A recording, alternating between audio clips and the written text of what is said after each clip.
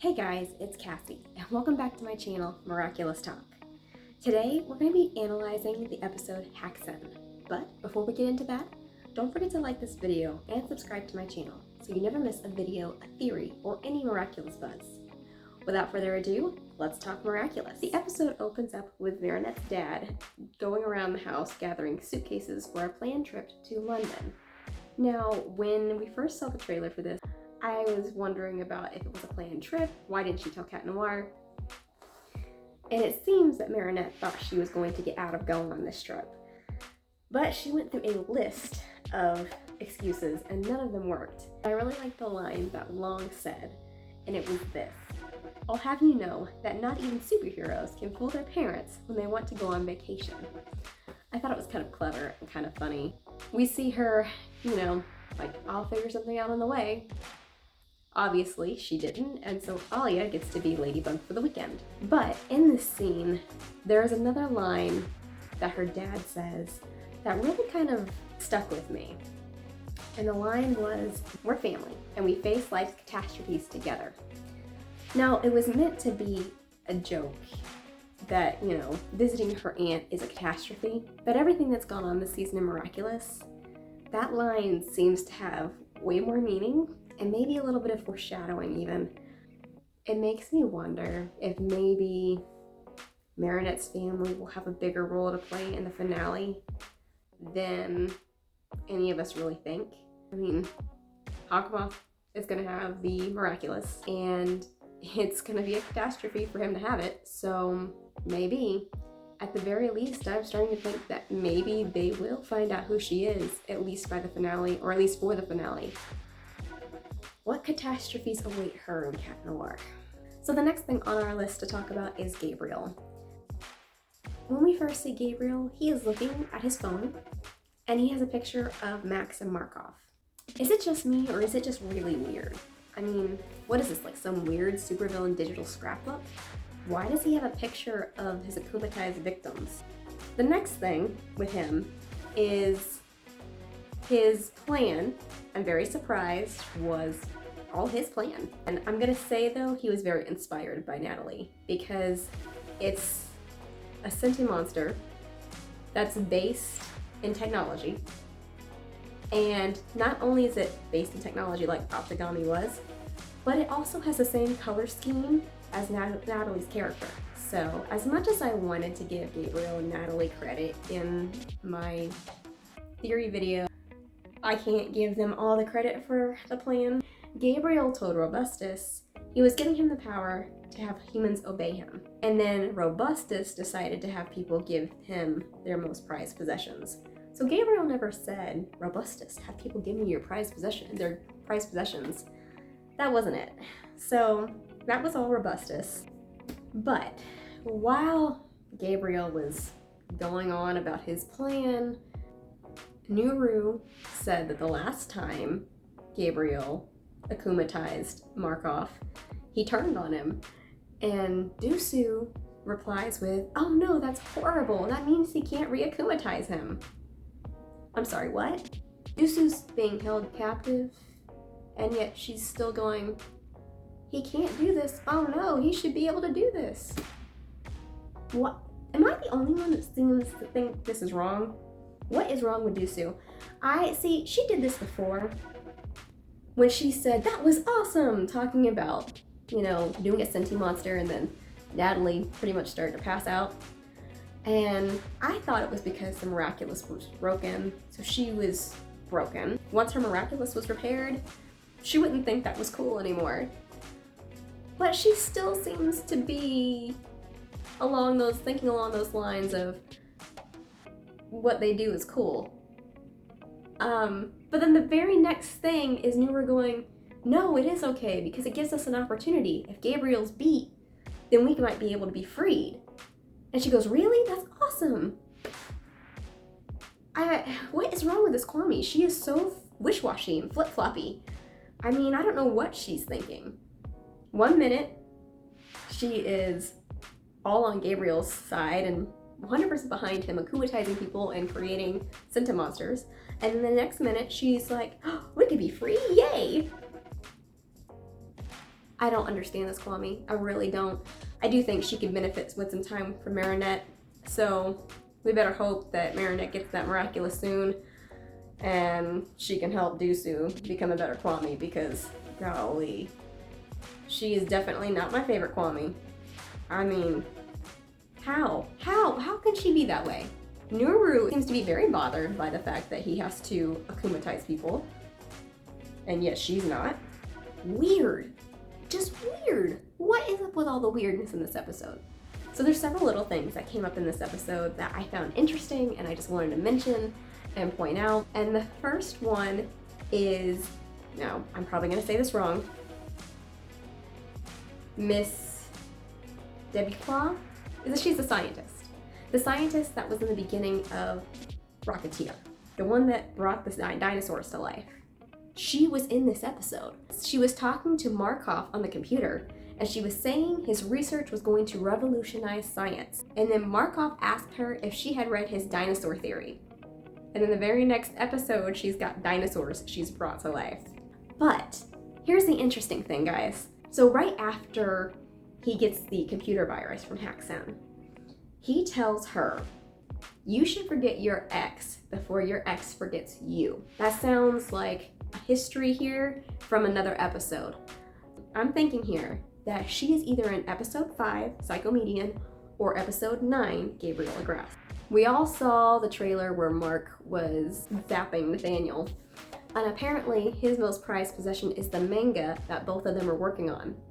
And I mean, the manga wouldn't exist without Nathaniel drawing it, so ergo Nathaniel got taken as well. Max's was interesting because his most prized possession was Markov's backup program, which actually I think means that Markov would have been his most prized possession. I mean, we did see in the first season where Robostus first showed up that Markov is his best friend. And then we have Cat. His most prized possession, he said, was croquettes. I don't believe it's croquettes. Not for one single second. And it was so awkward. I mean, when he said it, it just felt like so forced. It just seemed like even Alia kind of had to skip a beat for a second. We know, I mean, obviously guys, come on, we know the thing he values most in the world is not food. It's Ladybug. So the next thing is Marinette's aunt. I would like to know exactly what she does that is so bad that they don't like her this much, because her and her dad, I mean, her dad keeps talking about it's okay, you know, we'll get through this together, and her mom is like, no, she's horrible, but I grew up with her and made it through, so you can survive a weekend. Like, what does she do that's so bad? I seriously want to know. And actually, I would love to see her in a future episode, hey, maybe next season, and see her come to Paris and somebody get akumatized because of her. I mean, if she's this bad, surely she can get somebody akumatized. And I would love to see how that episode goes.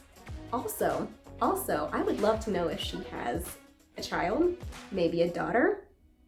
Maybe Marinette, you know, has a cousin named Bridget.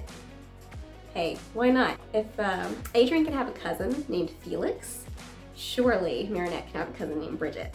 You know, just pay more homage to the Ladybug POV. Alia having the Ladybug Miraculous. It seems like Trix is, I want to say jealous, the whole time that she has the Ladybug Miraculous. I don't know why Trix is jealous for sure, but Trix is jealous. So this brings me to an interesting question though. Tiki told Marinette in Gang of Secrets that Kwamis can't fall in love. So if Kwamis can't love, how come they can be jealous? Just curious. I don't have any answers for this yet. I will be thinking about that, trying to see if I can come up with something, but I have nothing so far. I liked Ali's transformation. It was cool. But I did not think, when I asked the question in my last video, what do you think her name will be? I did not think she would spend the whole episode trying to decide what her name was. She ended up with Scarabella. I think it might be the same name in the translation, because Thomas Ostrich's tweet, he had a drawing that showed Alia and how he like originally designed her and imagined her, and it said Scarabella next to it. So that's probably it. There's one more point to talk about before we get into the good stuff between Scarabella and Cat and Ladybug. And that is Marinette's tips. Marinette spent the beginning of her train ride giving tips of how to be Ladybug to Alia. She got up to 675 tips, which is crazy. Tips are not supposed to be a book. Well, she typed a literal how-to book of how to be Ladybug, basically. And considering she is Ladybug and she is the guardian, I guess that makes sense. 675. It's a ridiculous number. But the important part here is tip 33. When Cat Noir makes a joke, laugh, even if it's not funny, because it makes him happy. Guys, she's trying to make Cat Noir happy. She's actively trying to make him happy. And she's admitting this to her best friend. That it's love square exciting. I'm just saying, it's love square exciting. When is Alia going to talk to Marinette about her relationship with this boy? Ah, come on. I mean, episode 22? Maybe? Episode 23? It has to be coming. Like, there has to be an instance where they talk about this. And y'all all know, I think Marinette is going to find out Adrien is Cat Noir in episode 22. But I would love to see Marinette accept her feelings for Cat before she finds out he's Adrien. I want to see it so much. It just needs to happen. So for now, we're gonna move on to Scarabella and Cat. So Alia transforms. She's doing all kinds of superhero moves and poses and trying to be cool and pick her superhero name. And Cat Noir watches her do it, and she's like, "How long have you been standing there?" And he's like, "Long enough." And you can tell Cat Noir he's upset and he's not having it. He accuses her of being a sentient monster or a supervillain because Ladybug would not give her Miraculous away. Scarabella tries to tell him, no, she did. She really did. And Cat just won't have it, and he ends up fighting her. Of course, Alia gets the best of him. She proves she's not evil by saying, "I could take your Miraculous," puts her hand over it, and then moves her hand and says, "But I'm not, because I'm not evil." Here's the thing, guys. Okay, so Alia's not used to being in the Ladybug costume. We see her, kind of struggling with getting her moves and her grip and her yo-yo swing down and all that. I mean, it's not like a horrible struggle, but we see the struggle. If Cat was actually on par and like on his game, she would not have taken him down. But the thing of it is, anytime something happens to Ladybug or with Ladybug, Cat becomes very irrational. He does not think with his brain, he thinks with his emotions, and he's not as strong that way. But the saying goes, you cannot rationalize with an irrational person. And that's kind of what Alia was trying to do. Like, she was arguing with Cat, and I wouldn't say she was arguing, it was mainly him arguing, and she's just trying to calm him down. He goes on about how Ladybug should have told him, "I can't believe she wouldn't tell me." Alia, she was trying to, defend Marinette and say, well, maybe she didn't have time to tell you. And then he's like, no, she has other cats to look after. That right there, to me, seems like she said something to him in a previous episode. I'm gonna go out on a limb here and say in episode 15, she tells him something to the degree of not wanting to know his identity because she already is responsible for all these other miraculous holders. So watching after all these other miraculous holders, she doesn't want to be responsible for him too. Now, I don't know exactly how it would come out, but whatever it is, it's not meant to be mean. It's just meant to be Ladybug's way of saying she's trying to protect him in case something happens to her. But that's not how he's taking it. And I think that's just, an added layer of what's going on in this episode. He's angry about that. He's angry about what happened in Senti Bubbler, where, Rena Rouge kind of took his spot, so he thinks he's got stuff building.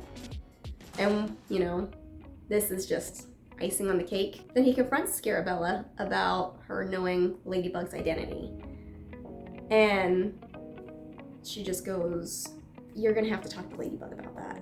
So they definitely have a lot of conflict between one another. So even though that, you know, they had good camaraderie and chemistry, I guess, as Rena Rouge and Cat, it was not quite the same as Scarabella and Cat. But I will say, Cat did come through for her when she needed it. She did make mistakes, and he tried to tell her something was a trap, and she didn't listen. When she was finally like, "I can't do this," he goes, "Look, you got a superhero name, you gotta focus and get it together." Because that's what Ladybug would do. Ladybug would get it together now. Plus, you've got an awesome partner, talking about himself. She does laugh. I don't know whether she laughed because she actually thought it was funny, or because she happened to read that tip from Marinette. She does get it together, and when he tells her that, she looks at the hologram of Robustus and she sees Marinette, and she looks at the frying pan and the light bulb goes on that if she sacrifices herself and her lucky charm, Marinette can be the one to save the day. The real Ladybug, of course, saves the day, which is actually a pretty good idea. But what kills me here, guys, is Cat. Cat does not even notice Marinette. I was so disappointed over that. I was so hoping he would notice her and be like, "He's captured Marinette, like, we gotta save her."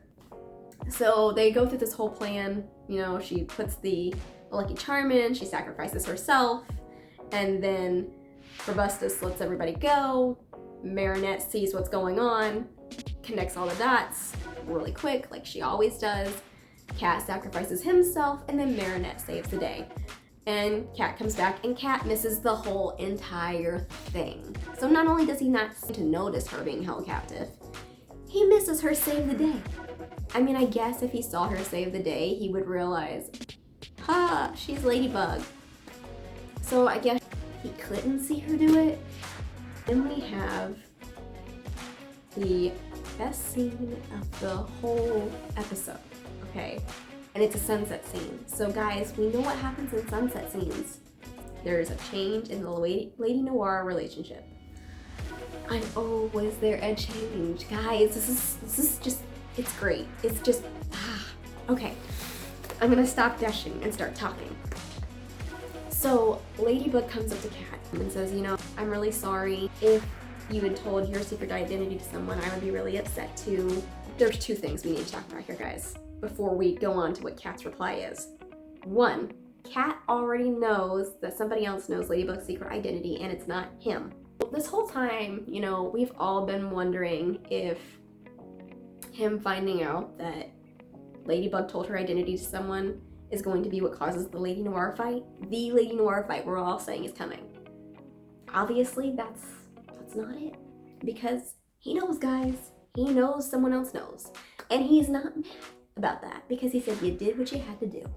The other important thing here, though, before we go on, is Ladybug says she would be upset too if he told someone his secret identity. Ladybug wants to know who Cat is, guys. She wants to know. She doesn't want anybody else to know. She wants to be the only one that knows. All right, so we've got this established. Cat knows that another person knows who she is. She, you know, it's obvious to us now that she wants to know who Cat is.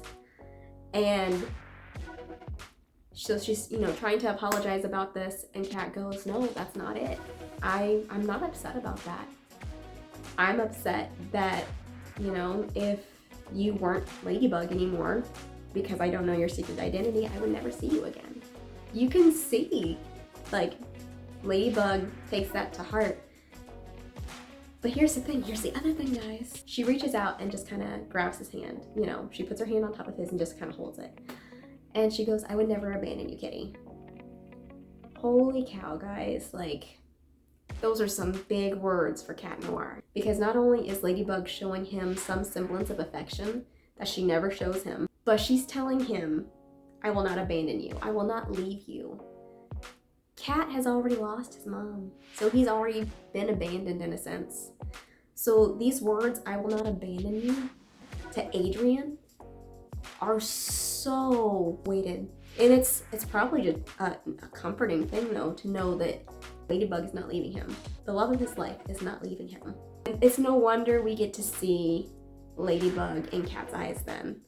I mean, and he sees just Ladybug, like she is literally his world. I really want to see Marinette's feelings shift to Cat. Not totally, like I still want her to be in love with Adrian, obviously, and realize her feelings for Cat. And then I want her to find out that Cat is Adrian. But like, I feel like we're not gonna get that so much with Adrian. The thing of it is though, like the difference between him and Marinette is that he says he'll love the girl under the mask no matter what. Though like if it had been Chloe, he would not have loved her. But then again, if it had been Chloe, Ladybug would not act the way she does. Even as Scarabella, it's not Marinette. And so I think that is the thing. I think it's not because it's the Ladybug costume, but because it is Marinette. So I think that's why he will like the girl under the mask, because it's not about the mask. It is about the girl. So, you know, we see him, you know, have these looks for Marinette. We see him, you know, have these what appear to be feelings for Marinette. And I think on some level, I think subconsciously he knows that they're the same person. I mean, he's guessed it at least twice. He's guessed it at least twice in the series. And I don't think he has to develop the feelings for her to love her, because he already, like, it already makes sense. I'm kind of getting that now. Like, it never, I always thought before, like, it really had to flip. He really had to, like, really focus on Marinette. But he's kind of already been seeing her this whole time, because Marinette is Ladybug. Going back to what we were talking about though, with Ladybug saying she won't abandon him, she won't leave him. Guys, that was huge for her to say. So this sunset scene sees Ladybug being Cat's whole world, but it also shows Cat being a huge part of Ladybug's world and how much she cares about him. In this episode, guys, we saw that she is trying to make him happy. We saw that she wants to know who he is, and we see that she wants to be part of his life and him to be part of hers. That's why she's not leaving him. I think we've officially seen a flip. You can see she has feelings for Cat. So for all the craziness these two characters have been putting us through, I think they're going to get to the same page finally. So guys, let me know what you think in the comments below. Did you like this episode? Do you have hope for Lady Noir's future now? And what do you think some of those tips were that Marinette sent Alia?